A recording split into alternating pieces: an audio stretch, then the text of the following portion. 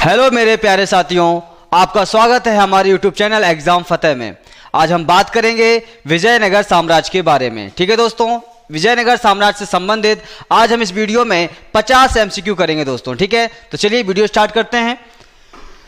देखिएगा, पहला जो क्वेश्चन हमारा है वो रहेगा विजयनगर का अर्थ क्या होता है दोस्तों। पहला क्वेश्चन क्या कह रहा है हमारा कि विजयनगर का अर्थ क्या होता है। तो इसके 4 ऑप्शन आपके सामने देखिएगा दोस्तों, ये रहे। पहला है विजय का शहर, दूसरा है विजय का गांव, तीसरा है किलेबंदी वाला नगर, या फिर होगा समृद्ध अर्थव्यवस्था वाला नगर दोस्तों। तो ध्यान रखिएगा, इसका करेक्ट आंसर आएगा विजय का शहर। जैसे कि हमें नाम से पता चलता है कि विजयनगर साम्राज्य का अर्थ क्या होगा, विजय का शहर होगा दोस्तों। क्या होगा, विजय का शहर, इसलिए हमारा पहला आंसर सही होगा दोस्तों। ठीक है, चलिए अगले क्वेश्चन की ओर चलते हैं। हम देखते हैं, ये देखिएगा, यहां पे देखें दोस्तों, निम्नलिखित में से कौन सा साम्राज्य उत्तर में कृष्णा नदी से लेकर दक्षिण तक फैला हुआ था।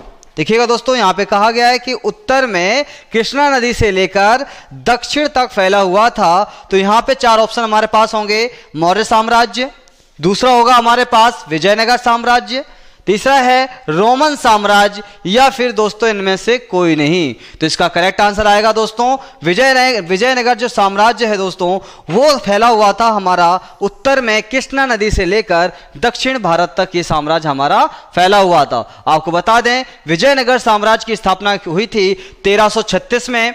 देखिएगा कब हुई थी दोस्तों, 1336 में इसकी स्थापना हुई थी। और इसकी स्थापना करने वाले जो व्यक्ति थे, 2 भाई थे। इन दोनों भाइयों का नाम था हरिहर, क्या नाम था दोस्तों, हरिहर और बुक्का। और क्या था दोस्तों, बुक्का। ये दोनों भाई थे जिन्होंने विजयनगर साम्राज्य की स्थापना की थी दोस्तों। ठीक है, चलिए हम अगले क्वेश्चन की ओर चलते हैं। देखिएगा अगला क्वेश्चन क्या कहता है, हम्पी शब्द का आविर्भाव डैश के नाम से हुआ है। तो देखिएगा, हम्पी शब्द का आविर्भाव किसके नाम से हुआ है, मातृ देवी के नाम से, पंपा देवी के नाम से, कुल देवी के नाम से, या इनमें से कोई नहीं होगा दोस्तों। तो देखिएगा, हमारे पास 4 ऑप्शन हैं। इसमें आप देख सकते हैं कि हम्पी शब्द का जो आविर्भाव हुआ है वो हुआ है आपका पंपा देवी के नाम से। किससे हुआ दोस्तों, पंपा देवी के नाम से इसका नाम का और जो है कह सकते हैं आविर्भाव हुआ है। ठीक है, चलिए अगले क्वेश्चन की ओर चलते हैं। अगला क्वेश्चन क्या कहता है दोस्तों, देखिएगा यहां पे समझें आप कि निम्नलिखित में से किस साम्राज्य को 1565 में आक्रमण करके लूटा गया था दोस्तों। किस साम्राज्य को लूटा गया था। तो देखिएगा, हमारे पास नीचे 4 ऑप्शन है और यहां पे दिया हुआ है मौर्य साम्राज्य, विजयनगर साम्राज्य, रोमन साम्राज्य, और इनमें से कोई नहीं। तो ध्यान रखिएगा, 1565 में, ध्यान रखिए 1565 में विजयनगर साम्राज्य को तबाह कर दिया गया था। यानी कि इसको जो है तालीकोटा के युद्ध में इसको हरा दिया गया था। उस समय जो राजा थे विजयनगर साम्राज्य के, उनका नाम था राम राय दोस्तों। क्या नाम था, राम राय उस समय राजा थे, और जो है इस तालीकोट के युद्ध में हार गए थे। और इस समय विजयनगर को पूरी तरह से तबाह कर दिया गया था 1565 में दोस्तों। ठीक है, चलिए अगली बात करते हैं, अगले क्वेश्चन की। अगली बात करते हैं क्वेश्चन नंबर 6 की। किसने विजयनगर साम्राज्य के स्थान का पहला सर्वेक्षण मानचित्र तैयार किया था दोस्तों।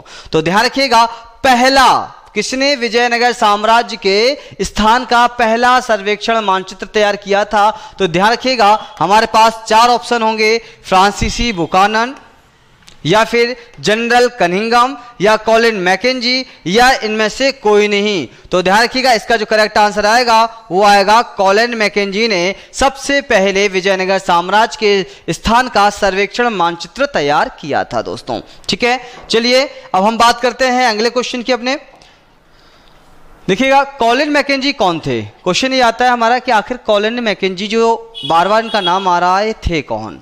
तो पहला ऑप्शन है अभियंता थे, ये अभियंता, या फिर सर्वेक्षक थे, या मानचित्रकार थे, या उपरोक्त सभी। तो आपको बता दें, कॉलिन मैकेंजी अभियंता भी थे, सर्वेक्षक भी थे, मानचित्रकार भी थे, उपरोक्त सभी। तो इसका करेक्ट आंसर क्या आएगा दोस्तों, उपरोक्त सभी।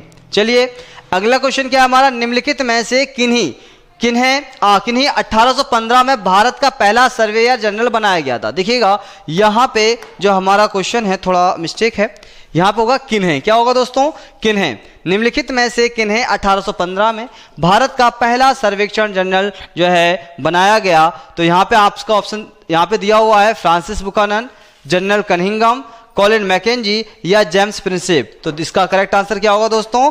कॉलिन मैकेंजी इसका करेक्ट आंसर आएगा। ठीक है, चलिए अगले क्वेश्चन की ओर चलते हैं दोस्तों। यहां पे आप देखिएगा विजयनगर साम्राज्य की स्थापना कब और किसके द्वारा की गई? जैसे कि मैं पहले भी बता चुका हूं आपको कि विजयनगर साम्राज्य की स्थापना कब हुई और किसके द्वारा की गई। चलिए अब आप इसका आंसर दीजिए। देखेंगे यहां पे 1365 में हरियर और बुक्का ने की, या 1336 में हरियर और बुक्का ने की, या 1300 में मैकेंजी और थॉमस हिकी ने की, या फिर 1370 में कृष्णदेव राय ने इसकी स्थापना की। तो दोस्तों देखिएगा इसका जो करेक्ट आंसर आएगा वो आएगा 1336 में। हरियर और बुक्का दो भाई थे जिन्होंने विजयनगर साम्राज्य की स्थापना की थी। ठीक है, चलिए दोस्तों देखिए अगला क्वेश्चन क्या आता है हमारा। निम्नलिखित में से कौन से शासक विजयनगर शासकों के समकालीन थे? यानी कि जिस समय विजयनगर साम्राज्य था उस समय कौन कौन से शासक उस विजयनगर के साम्राज्य के समय या उस दौरान मौजूद थे? देखिएगा हमारा पहला ऑप्शन है दक्कन के सुल्तान, दूसरा है उड़ीसा के गजपति शासक, तीसरा है मगध के मौर्य शासक, या ए और बी दोनों। तो देखिएगा उड़ीसा के गजपति शासक भी शामिल थे, दक्कन के सुल्तान भी मौजूद थे, मगध के मौर्य शासक इस दौरान मौजूद नहीं थे। तो इसका जो करेक्ट आंसर आएगा वो आएगा डी, ए एंड बी, यानी दक्कन के सुल्तान और उड़ीसा के गजपति शासक दोस्तों। ठीक है, चलिए अगले क्वेश्चन पे चलते हैं हम लोग। अगला क्वेश्चन क्या कहता है दोस्तों, चोल शासकों का संबंध किस राज्य से था? चोल शासकों का जो संबंध था वो किस राज्य से था? कर्नाटक से, तमिलनाडु से, मध्य प्रदेश से, या उड़ीसा से? तो देखिएगा यहाँ पे करेक्ट जो आंसर आएगा, चोल शासकों का जो संबंध था वो किस राज्य से था? तो इसका आंसर आएगा चोल शासक उड़ीसा राज्य से थे दोस्तों। कहां से थे? आपके उड़ीसा से थे, या फिर मान लीजिए मध्य प्रदेश से थे, या फिर आपके कर्नाटक से थे, या फिर तमिलनाडु से थे। चेल शासक किस राज्य से ताल्लुक रखते थे? तो ध्यान रखिएगा इसका करेक्ट आंसर आएगा तमिलनाडु। यानी कि चेल जो शासक थे, चोल, चेल और पांड्य साम्राज्य आपने सुना होगा। तो यहाँ पे चेल, चोल और पांड्य की बात आ रही है, तो यहाँ कोई बात की गई थी चोल की, तो चोल शासकों का जो संबंध था वो था तमिलनाडु से। इसका करेक्ट आंसर बी होगा। चलिए अगले क्वेश्चन की बात करते हैं। होयसाल शासकों का संबंध किस राज्य से है? होयसाल शासकों का जो संबंध है वो किस राज्य से है? कर्नाटक, तमिलनाडु, उड़ीसा, मध्य प्रदेश। तो देखिएगा यहाँ पे किसका आंसर आ रहा है? यहाँ पे इसका आ रहा है कर्नाटक। जो होयसाल साम्राज्य था वो किस मतलब होयसाल शासकों का जो संबंध था वो कर्नाटक राज्य से था। होयसाल शासक कौन से दोस्तों? होयसाल शासकों का जो संबंध था वो कर्नाटक के साम्राज्य से था, कर्नाटक राज्य से था। अगला क्वेश्चन क्या कहता है दोस्तों, देखिएगा हाथियों के स्वामी के लिए निम्नलिखित में से कौन सा शब्द हाथियों के स्वामी के लिए निम्नलिखित में से कौन सा शब्द इस्तेमाल किया जाता है? हाथियों के स्वामी, तो देखिए गजराज, गजपति, पशुपति या नरपति। तो देखिएगा यहाँ पे आपका ऑप्शन आ रहा है गजपति, यानी कि जो हाथियों को पालते थे या उनको अपने पास रखते थे, उनको ट्रेनिंग देते थे, हाथियों की जो स्वामी कहलाते थे उन्हें हम कहते थे गजपति। इसका करेक्ट आंसर बी हो जाएगा दोस्तों। अगला क्वेश्चन देखिएगा, विजयनगर के शासक अपने आप को क्या कहते थे? जो विजयनगर के शासक थे वो अपने आप को किस नाम से संबोधित करते थे? तो देखिएगा हमारे पास ऑप्शन है राय, नायक, कमांडर, या इनमें से कोई नहीं। तो इसका करेक्ट आंसर आएगा दोस्तों राय, क्योंकि विजयनगर के शासक जो थे अपने आप को राय कहकर संबोधित करते थे। क्या कहकर करते थे दोस्तों? क्या कहकर करते थे? राय कहकर संबोधित किया करते थे। तो इसका करेक्ट आंसर ए होगा आपका। अगला क्वेश्चन आप देखेंगे, इसमें क्या कहा गया है कि व्यापारियों के स्थानीय समूह को कहा जाता था। क्या कहा जाता था? व्यापारियों के स्थानीय समूह को दोस्तों किस नाम से जाना जाता था? ये क्वेश्चन हमारा कहता है। तो इसका देखिएगा हमारे पास चार ऑप्शन होंगे। पहला ऑप्शन होगा कदिरई, दूसरा है चेट्टी, तीसरा है घोड़ों के व्यापारी, या उपरोक्त सभी। तो ध्यान रखिए कि व्यापारियों के स्थानीय समूह को हम देखिएगा कदिरई, कुदिरई के नाम से भी जानते थे, चेट्टी के नाम से भी जानते थे, घोड़ों के व्यापारी के नाम से भी इनको जाना जाता था। इसलिए इसका जो करेक्ट आंसर होगा वो उपरोक्त सभी होगा, यानी कि डी इसका करेक्ट आंसर होगा दोस्तों। अगला क्वेश्चन देखिए दोस्तों, क्या कहता है कि विजयनगर निम्नलिखित में से किन बाजारों के लिए प्रसिद्ध था? मसालों के लिए, वस्त्र के लिए, रत्न के लिए, उपरोक्त सभी। तो देखिएगा विजयनगर साम्राज्य, आपको बता दिया जाए कि इसके अंदर इन तीनों यानी उपरोक्त सभी के लिए ये फेमस था। विजयनगर साम्राज्य में मसाले भी उम्दा किस्म के जो है कह सकते हैं बनाए जाते थे, वस्त्र भी और रत्न भी। तो इसका उपयुक्त आंसर आ जाएगा डी। ठीक है दोस्तों, चलिए अगला क्वेश्चन क्या कहता है, संगम वंश का नियंत्रण जो है कब तक था। तो इसका देखिएगा संगम वंश ने आखिरकार विजयनगर साम्राज्य में कब तक शासन किया। क्या 1220 तक किया, क्या 1336 तक किया, या 1485 तक, या फिर 1400 या फिर 1750 तक। तो इसका करेक्ट आंसर आएगा दोस्तों, इन्होंने जो शासन किया था वो किया था 1485 तक। दोस्तों कब किया था, 1485 तक इन्होंने शासन किया था। चलिए हम अगले क्वेश्चन की बात करते हैं कि संगम वंश को किसने उखाड़ फेंका। आखिरकार अगर हम बात करें जो संगम वंश था, यानी कि आपको बता दें पहले जो शासक था, पहला जो वंश था वो था आपका एक प्रकार से देखा जाए संगम वंश, फिर उसके बाद आए सुलभ, फिर आए तुलुप। ठीक है, तो आप देखेंगे यहाँ पे संगम वंश को किसने उखाड़ फेंका था। तो देखिएगा यहाँ पे ऑप्शन आएगा, क्या तुलुबों ने, क्या सुलभों ने, क्या चोलों ने। तो इसका करेक्ट आंसर आएगा, इसको सुलभों ने उखाड़ के फेंक दिया था। यानी कि संगम वंश आया पहले, फिर आपका सुलभ वंश आया, फिर आपका तुलुप वंश आया। ठीक है ना, तो ध्यान रखिएगा इसको किसने उखाड़ फेंका था, सुलभ वंश ने जो है संगम वंश को उखाड़ फेंका था। और आपको बता दें संगम वंश के जो संस्थापक थे वो हरिहर और बुक्का दोनों भाई थे। ठीक है, चलिए आपको बता दें अगला क्वेश्चन देखिएगा क्या है। अगला क्वेश्चन कहता है कृष्णदेव राय ने अपनी माता जी के नाम पर विजयनगर के समीप किस नगर की स्थापना की, हम्पी की, नगल की, या नगलपुरम की। दोस्तों तो देखिएगा इसका जो करेक्ट आंसर आएगा वो आएगा आपका यहाँ पे देखिए आप, सी आएगा नगलपुरम की। किसी की थी दोस्तों, नगलपुरम की उन्होंने अपने यह स्थापना की थी। ठीक है, अपने माँ के नाम पर इस नगर को ये बसाया गया था विजयनगर के सबसे शक्तिशाली शासक कृष्णदेव राय के द्वारा। दोस्तों ठीक है, चलिए अगला क्वेश्चन कहता है कृष्णदेव राय डैश वंश से संबंधित थे, तुलुप थे, सुलभ थे, या चोल थे, या फिर इनमें से कोई भी नहीं। तो देखिएगा कृष्णदेव राय जो ताल्लुक रखते थे वो रखते थे तुलुप वंश से, यानी कि कृष्णदेव राय का जो ताल्लुक होता था वो तुलुप वंश से था। ठीक है, यानी कि पहला साम्राज्य संगम वंश के बाद सुलभ आया, सुलभ के बाद फिर तीसरा जो साम्राज्य विजयनगर में आया उसका नाम था तुलुप। और इसी तुलुप वंश के सबसे प्रभावी और सबसे शक्तिशाली जो शासक कहलाए वो कहलाए आपके कृष्णदेव राय जी। ठीक है, चलिए अगले क्वेश्चन पे चलते हैं हम। अगला क्वेश्चन क्या कहता है दोस्तों, राक्षसी तांगड़ी युद्ध कब हुआ।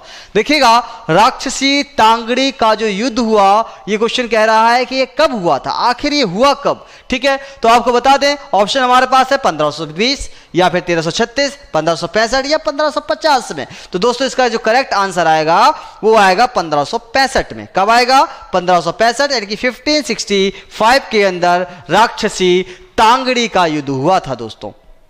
ठीक है, कर्नाटक के सुल्तानों के बीच में, उड़ीसा के शासकों के बीच और विजयनगर के राम राय के बीच में ये युद्ध हुआ और राम राय की इसकी में हार हुई और विजयनगर पूरी तरह से तबाह कर दिया गया 1565 के बाद से। चलिए दोस्तों तो ध्यान रखिएगा इसका करेक्ट आंसर आएगा सी। ठीक है, अगला क्वेश्चन देखिएगा राक्षसी तांगड़ी युद्ध में विजयनगर की सेना का नेतृत्व किसने किया। जैसा कि अभी दोस्तों बताया है मैंने, किसने किया था, आप खुद इसका आंसर दीजिएगा। कृष्णदेव राय ने किया था, राम राय ने किया, या राय ने किया, या फिर विक्रमादित्य राय ने किया। दोस्तों तो इसका जो करेक्ट आंसर आना चाहिए, आप बताइए क्या होगा इसका करेक्ट आंसर। जैसा कि अभी इससे पहले मैंने बताया है दोस्तों, इसका जो करेक्ट आंसर आएगा वो आएगा राम राय। कौन आएगा दोस्तों, राम राय इसका करेक्ट आंसर होगा। देखिए चलिए अब अगले क्वेश्चन पे चलते हैं। देखिए बी ए राम राय। ठीक है, अगला क्वेश्चन देखिएगा आप। अगला क्वेश्चन क्या कहता है, राक्षसी तांगड़ी युद्ध को डैश युद्ध के नाम से भी जाना जाता है। आखिरकार राक्षसी तांगड़े के युद्ध को हम और एक दूसरे नाम से, किस नाम से, आखिर जो दूसरा नाम है वो किस नाम से उनको जानते हैं। तो दूसरा नाम क्या है इस युद्ध का, देखिएगा तालीकोटा का, कोझिकोड का, तागड़ी का, या उपरोक्त सभी। तो देखिए इसका करेक्ट जो आंसर बनेगा वो आएगा तालीकोटा का युद्ध, क्योंकि उस जगह पर तालीकोट की युद्ध जगह पर ये हुआ था, इसीलिए राक्षसी तांगड़ी के युद्ध को हम तालीकोटा के युद्ध के नाम से भी जानते हैं। दोस्तों तो ध्यान रखिएगा, कंफ्यूज मत होना। अगर क्वेश्चन आता है कि तालीकोटा का युद्ध कब हुआ? तो 1565 में। तालीकोटा का युद्ध को हम किस और नाम से जानते हैं? तो राक्षसी तांगड़ी के युद्ध से। यह क्वेश्चन आता है कि राक्षसी तांगड़ी के युद्ध को किस और दूसरे नाम से जानते हैं? तो आप ध्यान रखिएगा, तालीकोटा के नाम से जाना जाता है। चलिए अगले क्वेश्चन में चलते हैं दोस्तों। राक्षसी तांगड़ी युद्ध में विजयनगर की सेना को किन की संयुक्त सेना के से करारी शिकस्त मिली? दोस्तों, राक्षसी तांगड़ी युद्ध में विजयनगर की सेना को किन की संयुक्त सेनाओं से करारी शिकस्त मिली थी? दोस्तों, तो ध्यान रखिएगा, इससे पहले भी मैं डिस्कस कर चुका हूं। जैसे आप देखिए, बीजापुर, अहमदनगर, गोलकुंडा, उपरोक्त सभी। तो दोस्तों, इसका जो करेक्ट आंसर होगा ये पूरा का पूरा सभी होगा, यानी कि बीजापुर के सुल्तान, अहमदनगर के सुल्तान और गोलकुंडा के लोगों सुल्तान ने इन पर क्या किया? हमला किया, आक्रमण किया और 1565 में विजयनगर साम्राज्य को तबाह कर दिया और वहां पर विजयनगर साम्राज्य का अंत कर दिया गया। ठीक है, तो इसका उपरोक्त डी आएगा इसका करेक्ट आंसर। संस्कृत भाषा के शब्द यवन का प्रयोग निम्नलिखित में से किन के लिए किया जाता था? दोस्तों, यहां पे आपके पास क्वेश्चन है कि संस्कृत भाषा के जो शब्द यवन का प्रयोग निम्नलिखित में से किन के लिए किया जाता था? तो देखिएगा, हमारे पास 4 ऑप्शन होंगे। ये 4 ऑप्शन देखिएगा, इन 4 ऑप्शन को देखते हैं। देखिए, यूनानियों के लिए किया जाता था यवन शब्द का, उत्तर पश्चिम से उपमहाद्वीप में आने वाले लोगों के लिए किया जाता, या अमेरिका के लिए किया जाता था, या ए और बी दोनों के लिए इनका इस्तेमाल किया जाता था। तो देखिएगा, इसका जो करेक्ट आंसर आएगा वो ए और बी दोनों आएगा, क्योंकि आप देख सकते हैं यहां पे यवन का बात की गई है, यवंस के शब्द का प्रयोग किया गया है। तो ये किसके लिए होता था? यूनानियों के लिए। और आइए आपका उत्तर पश्चिम से उपमहाद्वीप में आने वालों के लिए। उपमहाद्वीप का मतलब क्या होता है? दोस्तों, उपमहाद्वीप का मतलब हमारे भारत को उपमहाद्वीप के नाम से संबोधित किया जाता है। चलिए अगला क्वेश्चन देखते हैं हम। अगला क्वेश्चन क्या है? निम्नलिखित में से नायक से संबंधित गलत कथन को पहचाने। वो संबंध जो नायक से संबंधित है पर गलत है। यहां पे क्वेश्चन क्या कह रहा है दोस्तों कि निम्नलिखित में से नायक से संबंधित गलत कथन को पहचाने। तो क्या है गलत कथन? सेना प्रमुख होते थे, या किलों पर नियंत्रण रखते थे, या इनके पास सशस्त्र समर्थन होते थे, यह तमिल भाषा को बोलते थे। तो यही करेक्ट आंसर होगा, क्योंकि जो नायक थे वो सेना के प्रमुख होते थे। एकदम सही। जो नायक होते थे वे किलों पर नियंत्रण रखते थे, ये भी एकदम सही। अब आता है इनके पास सशस्त्र समर्थन होता था, एकदम सही। और अगला क्वेश्चन कहता है ये तमिल भाषा बोलते थे, एकदम गलत। ठीक है, तो दोस्तों क्या होगा? एकदम गलत होगा ये। इसका जो करेक्ट आंसर आता है ये आता है आपका डी। ठीक है, चलिए अगला क्वेश्चन देखिए। अमर नायक कौन होते थे? अमर नायक राजा होते थे, व्यापारी होते थे, सैनिक कमांडर होते थे, या शिल्प कर्मी होते थे। तो अमर नायक जो होते थे वो होते थे दोस्तों सैनिक कमांडर। कौन होते थे दोस्तों? वो होते थे हमारे सैनिक कमांडर। विजयनगर के समय पे जो सैनिक कमांडर होते थे उनको हम अमर नायक के नाम से जानते थे दोस्तों। ठीक है, चलिए अगला क्वेश्चन देखिए क्या कहता है। निम्नलिखित में से कौन किसानों से, शिल्प कर्मियों से, व्यापारियों से भू राजस्व तथा अन्य कर वसूला करते थे? राय, नायक, अमर नायक, या उपरोक्त में से सभी? तो इसका जो करेक्ट आंसर आएगा अमर नायक। कौन दोस्तों? अमर नायक का काम होता था किसानों से, शिल्प कर्मियों से, व्यापारियों से भू राजस्व वसूल करने का काम किसका होता था? अमर नायकों का होता था दोस्तों। अगला क्वेश्चन देखते हैं। अगला क्वेश्चन क्या कहता है दोस्तों? विजयनगर साम्राज्य में किस महत्वपूर्ण हौज का निर्माण 15वीं शताब्दी के आरंभिक वर्षों में किया गया था, जिसे आज डैश कहा जाता है? क्वेश्चन को पूरी अच्छी तरह से पढ़ें दोस्तों, फिर हम बात करते हैं। पहला क्वेश्चन देखिए, क्वेश्चन क्या कहता है 29 नंबर का कि विजयनगर साम्राज्य में किस महत्वपूर्ण हौज का निर्माण 15वीं शताब्दी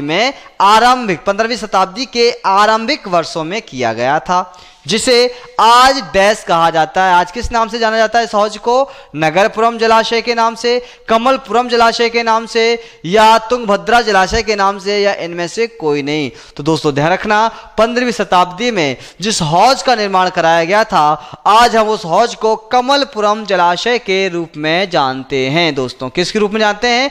कमलपुरम जलाशय के रूप में हम इसे जानते हैं। ठीक है, चलिए अगला क्वेश्चन देख लीजिए दोस्तों। बहुत तेजी से, दोस्तों ध्यान रखना, बहुत तेजी से इस वीडियो में हम 50 एमसीक्यू कवर करने वाले हैं इस चैप्टर के। ध्यान रखना दोस्तों, 50 एमसीक्यू, ठीक है। तो ध्यान रखिएगा, बने रहिए वीडियो में और अंत तक इसको देखें। देखिएगा ये पेपर आपका बहुत एक नंबर का टॉप क्लास का जाने वाला है, इसलिए इस वीडियो को आप देखें, समझें और अच्छे से समझ लीजिए इस वीडियो को, और एक भी क्वेश्चन आपका बाहर से नहीं आएगा, इसकी गारंटी मेरी तरफ से, ठीक है। ठीक है, चलिए दोस्तों आगे बढ़ते हैं। देखिएगा, हिरिया नहर का निर्माण किसने कराया था? हिरिया नहर का निर्माण किसने कराया था? तो हमारे पास ऑप्शन है संगम वंश के राजाओं ने, चोल वंश के राजाओं ने, विजयनगर वंश के राजाओं ने, या स्लू वंश के राजाओं ने। तो दोस्तों इसका करेक्ट आंसर आएगा, क्या आएगा यहाँ पे आंसर? संगम वंश के राजाओं ने ही हिरिया नहर का निर्माण कराया था दोस्तों। किसका? हिरिया नहर का निर्माण कराया था, ठीक है। और अगर आप चाहते हैं कि भाई हम विजयनगर साम्राज्य पर एक संपूर्ण, बिल्कुल एक प्रकार से पूरी रूप से व्याख्यात्मक रूप से अगर इस चैप्टर को हम स्टार्ट करें, तो आप मुझे कमेंट में के माध्यम से बता दीजिएगा, जिससे हम जो है आज हम एमसीक्यू कर रहे हैं, एमसीक्यू के साथ साथ जब आपको आपकी आवश्यकता के अनुसार अगर आप चाहेंगे तो उसके अनुसार हम एक चैप्टर को भी बड़े अच्छे से और बहुत अच्छे तरीके से नोट्स बनाकर आपको जो है इस वीडियो के माध्यम से दे देंगे, ठीक है दोस्तों। चलिए अगला क्वेश्चन देखते हैं। अगला क्वेश्चन क्या है? देखिएगा, यहां पे कहता है फारस के शासक के द्वारा भेजे गए दूत अब्दुल रज्जाक ने विजयनगर साम्राज्य में डैश को देखकर प्रभावित हुआ। आखिरकार जब अब्दुल रज्जाक फारस से आते हैं तो वो आखिर विजयनगर में ऐसी क्या चीज देख लेते हैं? ऐसा क्या दिख जाता है उनको जिससे वो बड़े आश्चर्य होते हैं और प्रभावित भी होते हैं, आश्चर्यचकित भी होते हैं और प्रभावित होते हैं? ऐसा क्या दिख जाता है आखिरकार उनको? तो देखते हैं क्या दिखता है। देखिएगा, यहाँ पे बांध व्यवस्था को देखा उन्होंने, नहर व्यवस्था को देखा उन्होंने, सामाजिक व्यवस्था को देखा उन्होंने, या किलेबंदी को देखा? तो देखिएगा, इसमें किलेबंदी का ऑप्शन देखेंगे। इसमें क्या आएगा? किलेबंदी का ऑप्शन देखेंगे, क्योंकि किलेबंदी को देखकर वो बड़े प्रभावित हुए थे। उनको मानना था कि जिस प्रकार से विजयनगर साम्राज्य ने अपने आप को किलों के अंदर जो है सुरक्षित रखा हुआ था, उसको देखकर जो अब्दुल रज्जाक थे बहुत ही ज़्यादा प्रभावित हुए थे, ठीक है। क्योंकि आपको पता होगा कि नहीं होगा तो बताता हूँ, विजयनगर साम्राज्य के अंदर क्या किया गया था कि वहाँ के शासकों ने यहाँ तक की देखा जाए पूरे खेतों को कवर कर लिया था, पूरे शहर को दीवारों से कवर कर रखा था। एक राजकीय शहर होता था, एक जो आम जनता का शहर होता था उसको कवर करके रखा हुआ था, फिर बाहर प्रांगण को कवर करके रखा गया था, और जहाँ तक देखा जाए जो फसलें, खेत खलियानों, जंगलों, यहाँ तक कि जो जंगल थे, जो पूरा साम्राज्य इलाका था, उन सबको भी किलेबंद करके रखा हुआ था, ताकि विदेशी आक्रमण से वह बचा जा सके, और आक्रमण कर भी लें तो काफ़ी समय के लिए हमारे पास अन्न हो मौजूद, जिससे हम उनके द्वारा आक्रमण किए गए समय काल को झेल सकें, ठीक है।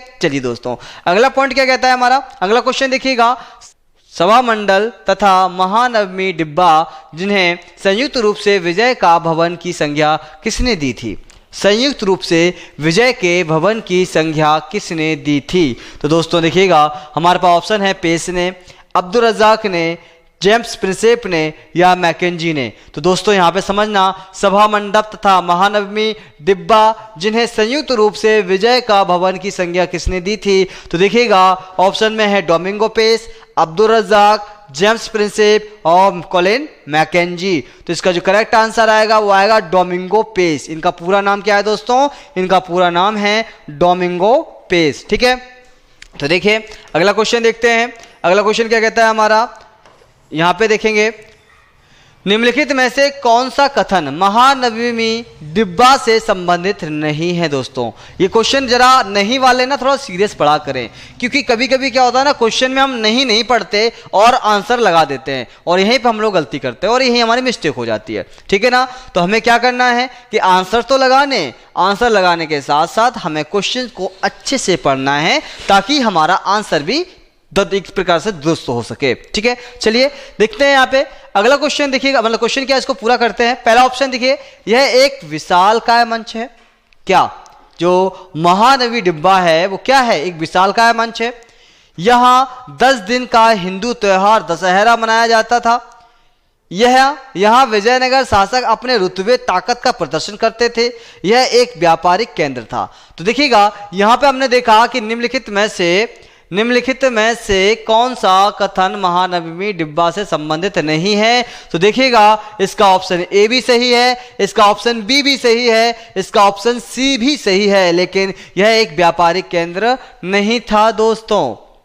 विजयनगर साम्राज्य में जो महानवमी डिब्बा था वो एक प्रकार का देखा जाए तो वो सारे सांस्कृतिक काम होते थे, वहाँ पे वो सारे धार्मिक कार्य किए जाते थे, लेकिन देखा जाए वो व्यापारिक कार्य मतलब उस पर व्यापारिक कार्य नहीं होते थे महानवमी डिब्बा पर। ठीक है, चलिए अगला क्वेश्चन क्या कहता है दोस्तों, देखिएगा हम्पी को कब राष्ट्रीय महत्व के स्थल के रूप में मान्यता मिली थी? दोस्तों हम्पी शहर को कब राष्ट्रीय महत्व के स्थल के रूप में मान्यता मिली दोस्तों? तो यहाँ पे 1970 में, 1976 में, 1980 में या 1986 में? तो इसका जो करेक्ट आंसर आएगा 1976 आएगा दोस्तों। 1976 में इसको ये देखा जाए तो मान्यता मिल गई थी राष्ट्रीय महत्व के स्थल के रूप में। चलिए नेक्स्ट क्वेश्चन देखते हैं क्या कहता है यहाँ पे, बहमनी राज्य की स्थापना कब हुई थी? दोस्तों बहमनी शासक जो थे उनकी स्थापना कब हुई थी?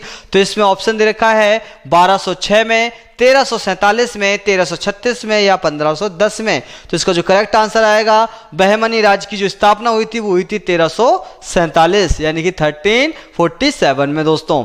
अगला क्वेश्चन देखते हैं, अगला क्वेश्चन क्या कहता है दोस्तों हमारा, इसमें देखेंगे कि निम्नलिखित में से कौन सी गोपुरम की विशेषता नहीं है? गोपुरम यानी कि बड़े मंदिरों में जो प्रवेश द्वार बनाए जाते थे, बड़े बड़े प्रवेश द्वार होते थे, आपको बता दें इन्हीं प्रवेश द्वारों को हम गोपुरम के नाम से जानते हैं। ठीक है, तो देखते हैं कि निम्नलिखित में से कौन सी गोपुरम की विशेषता नहीं है। तो देखते हैं कौन सी नहीं है। पहला ऑप्शन है हमारे पास, यह काफी ऊंचे होते थे। दूसरा है लंबी दूरी से ही मंदिर होने का संकेत देते थे। तीसरा है गोपुरम से उसको बनवाने वाले शासक की ताकत का अंदाजा लगता था। और लास्ट है गोपुरम एक छोटा मंदिर का हिस्सा है। तो देखिएगा कौन सा नहीं है, कौन सा नहीं है? तो इसका पहला ऑप्शन भी सही है, इसका दूसरा भी सही है, इसका तीसरा भी सही है, लेकिन इसका जो चौथा जो ऑप्शन है, ऑप्शन नंबर डी जो है, वो क्या कह रहा है कि ये छोटा मंदिर का हिस्सा है। ये ऐसा नहीं था, ये बहुत बड़े बड़े भव्य मंदिर के हिस्सा होते थे। हिस्सा क्या होते थे? मैन प्रवेश द्वार हुआ करते थे और आज भी हैं ये। ठीक है, तो आप ध्यान रखिएगा गोपुरम की विशेषता डी नहीं होगी। विट्ठल देव किनके रूप में थे? देखिए विट्ठल की बात कर रहे हैं यहाँ पे, विट्ठल की। तो यहाँ मैं दो देवताओं की बात करूंगा, विरूपाक्ष मंदिर की, विरूपाक्ष देवताओं की और विट्ठल देवता की। देखिएगा विट्ठल देवताओं को जो लोग पूजते थे वो सबसे ज्यादा मानते थे महाराष्ट्र के अंदर। कहां पे दोस्तों? महाराष्ट्र के अंदर विट्ठल देवता की अत्यधिक मात्रा में पूजा की जाती थी, जबकि विरूपाक्ष मंदिर को कर्नाटक में। लेकिन कर्नाटक में भी विट्ठल मंदिर का अस्तित्व मिला है, हमें इससे पता लगता है कि विजयनगर के जो शासक थे वो आसपास के साम्राज्यों को भी आपस में जोड़ना चाहते थे, ताकि उन्हें किसी प्रकार से ऐसा ना लगे कि वो धार्मिक व्यवस्था मतलब धार्मिक विचारधारा से अलग थलग हैं। इसीलिए आप देख सकते हैं पूरे कर्नाटक में एक ही जो भगवान को माना जाता है वो है विरूपाक्ष। कौन है दोस्तों? विरूपाक्ष। लेकिन उसके साथ साथ वहां पे विट्ठल मंदिर भी मिलता है, विट्ठल देवता का मंदिर भी मिलता है। आपको मैं क्लियर कर दूं कि विट्ठल मंदिर था मंदिर जो है विट्ठल मंदिर, वो विट्ठल मंदिर का जो संबंध है वो है विष्णु देवता से, जबकि जो कह सकते हैं विरूपाक्ष मंदिर है उसका संबंध है शिव देवता से। ठीक है, तो शिव देव और विष्णु देव आप दोनों को जानते हैं अच्छे से, तो ध्यान रखिएगा। तो देखिए विट्ठल देव किन के रूप में थे? क्या शिव के रूप में थे? अभी मैंने बताया विष्णु के रूप में थे, कृष्ण के रूप में थे, या इनमें से कोई नहीं है? तो आप देखेंगे ऑप्शन नंबर बी इसका करेक्ट आंसर होगा, यानी कि विट्ठल जो देव थे वो विष्णु के रूप में थे। किसके रूप में थे दोस्तों? विष्णु के रूप में थे, जबकि विरूपाक्ष जो देव थे वो शिव जी के रूप में थे दोस्तों। चलिए अगला क्वेश्चन देखते कहता है हमारा कि डैश मंदिर का निर्माण कई शताब्दियों में हुआ। ऐसा कौन सा मंदिर था जिसका जो बनने में काफी समय लग गया? तो देखिएगा क्योंकि बहुत बड़ा मंदिर है और बहुत ही बड़ा भव्य मंदिर है, और साउथ की मूवियां तो जो जितनी भी साउथ की फिल्में हैं बिना विरूपाक्ष के मंदिर के तो होती नहीं है। पहली एंट्री तो विरूपाक्ष मंदिर की होती है उसके अंदर, समझ रहे हैं आप? चलिए देखते हैं कैसे होती है, उसको भी बताते हैं आपको। पहला है विट्ठल, विरूपाक्ष, हम्पी, इनमें से कोई नहीं। तो आप देख सकते हैं कि विरूपाक्ष मंदिर का निर्माण कई शताब्दियों में हुआ है और बहुत बड़ा और भव्य मंदिर भी है ये। और ये किस लिए, किस देवता के लिए फेमस है ये दोस्तों? ये है जो विरूपाक्ष मंदिर है वो जो फेमस जो है वो है किस देवता के लिए दोस्तों? तो वो देवता है, वो देवता हमारे हैं शिव देवता के लिए ये विरूपाक्ष मंदिर है, क्योंकि शिव को ही विरूपाक्ष कहा जाता है दक्षिण भारत के अंदर। ठीक है, चलिए बहुत बढ़िया। अगला देखिए कौन पॉइंट क्या है। अगला पॉइंट देखें, हम्पी को यूनेस्को द्वारा विश्व पुरातत्व स्थल कब घोषित किया गया था दोस्तों? देखिएगा, हम्पी को यूनेस्को द्वारा विश्व पुरातत्व स्थल कब घोषित किया गया था? तो सेम क्वेश्चन है, चाहे हम राष्ट्रीय महत्व का कह लें या फिर विश्व स्तर की कह लें, तो ऑप्शन नंबर 1976 में हम्पी को यूनेस्को द्वारा विश्व पुरातत्व स्थल का स्थल घोषित कर दिया गया था। ठीक है दोस्तों, चलिए अगला क्वेश्चन देखते हैं क्या होता है। अगला है विरूपाक्ष देव किन के लिए रूप है? हेलो जी, क्वेश्चन वही आ रहा है, घूम घूम के क्वेश्चन आ रहे हैं, सबके आंसर मैं बता देता हूं ऐसे चलते चलते। आपको देख लीजिए, खुद क्वेश्चन आप दी, मुझे नहीं देना, इसका आंसर मैं दूंगा ही नहीं, आप खुद लगाइए इसका आंसर और खुद दीजिए कि इसका आंसर क्या होगा। ठीक है, कमेंट के माध्यम से बताइए मुझे कि इसका करेक्ट आंसर क्या होगा, यानी विरूपाक्ष देव किन के रूप हैं आप खुद बताइए, मैं नहीं बताऊंगा। ठीक है, चलिए देखें, पंपा देवी डैश से विवाह के लिए तप किया था। आखिर जो पंपा देवी थी कौन दोस्तों? पंपा देवी जो थी उन्होंने किन से विवाह करने के लिए घोर तपस्या, घोर तप किया? कौन थे? विरूपाक्ष, विष्णु, विट्ठल या इनमें से कोई नहीं? तो आपको बता दें, पंपा देवी अगर देखा जाए हम उन्हें पार्वती के रूप में जानते हैं। तो आप समझ गए होंगे, जिसको हम पार्वती कहते हैं, तो पार्वती किसकी पत्नी है? तो आप समझिए किसकी पत्नी है दोस्तों? पार्वती हैं शिव जी की। किसकी है दोस्तों? शिव जी की पत्नी है। इससे पता चलता है कि विरूपाक्ष कौन दोस्तों? विरूपाक्ष। ठीक है, तो इसका करेक्ट आंसर ये हो जाएगा। कमल महल का नामकरण 19वीं शताब्दी में डैश ने दिया था। आखिरकार आज हम जिस कमल मंदिर को जानते हैं, कमल महल को जानते हैं विजयनगर साम्राज्य के अंदर, आखिर ये कमल महल का नाम कमल महल किसने दिया? ठीक है, अंग्रेज क्या नाम है? अंग्रेज यात्रियों ने दिया, चीनी यात्रियों ने दिया, अरबी यात्रियों ने दिया, या इनमें से कोई नहीं? तो ना तो अरबी यात्रियों ने दिया इसका नाम, ना ही चीनी यात्रियों ने दिया। इसका नाम जो पड़ा वो पड़ा अंग्रेजी यात्रियों के द्वारा। ठीक है, तो अगर हम बात करें कमल महल का जो नामकरण हुआ था 19वीं शताब्दी में, वो अंग्रेजी यात्रियों के द्वारा हुआ था दोस्तों। अगला क्वेश्चन देखिए क्या कहता है। अगला क्वेश्चन बहुत ही जबरदस्त क्वेश्चन है कि आज है अफानासी निकितिन कौन था भाई? अफानासी निकितिन कौन था? यहां पे देखिएगा, ऑप्शन में देता हूं आपको, एक रूस का व्यापारी था, फारस का दूत था, फ्रांस का चिकित्सक था, या इनमें से कोई नहीं है? तो ध्यान रखिएगा, अफानासी जो था वो कौन था? अफानासी था रूस का व्यापारी दोस्तों। कौन था दोस्तों? रूस का व्यापारी था। ठीक है, चलिए अगला क्वेश्चन देखते हैं दोस्तों। क्या है कि अमर शब्द का आविर्भाव संस्कृत शब्द डैश से हुआ है? अमर शब्द का किससे हुआ है? युद्ध से, कमर से, समर से, या इनमें से कोई नहीं? तो इसका जो करेक्ट आंसर आएगा, अमर शब्द का आविर्भाव जो हुआ है वो समर शब्द से हुआ है। किससे हुआ दोस्तों?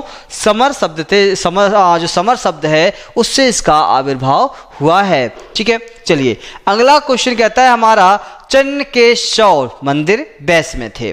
तो चन्नकेशव मंदिर कहाँ थे? बेलूर में, तंजावुर में, चीन में, या इनमें से कोई? चेन्नई होगा वहां पे, इनमें से कोई नहीं। तो कहाँ थे दोस्तों? बेलूर में थे। कहाँ थे? बेलूर में। चलिए बहुत बढ़िया। अगला देखिए क्वेश्चन क्या है, बृहदेश्वर मंदिर कहाँ थे भाई? तंजावुर, हम्पी, मदुरई, इनमें से कोई नहीं? तो बृहदेश्वर मंदिर देखिए तंजावुर में है। ठीक है, कौन सा है? अगर हम बात करें कि बृहदेश्वर मंदिर कहां पर स्थित है, तो ये तंजावुर में दोस्तों। कहां पर है? तंजावुर में ये उपस्थित हैं। चलिए बहुत बढ़िया।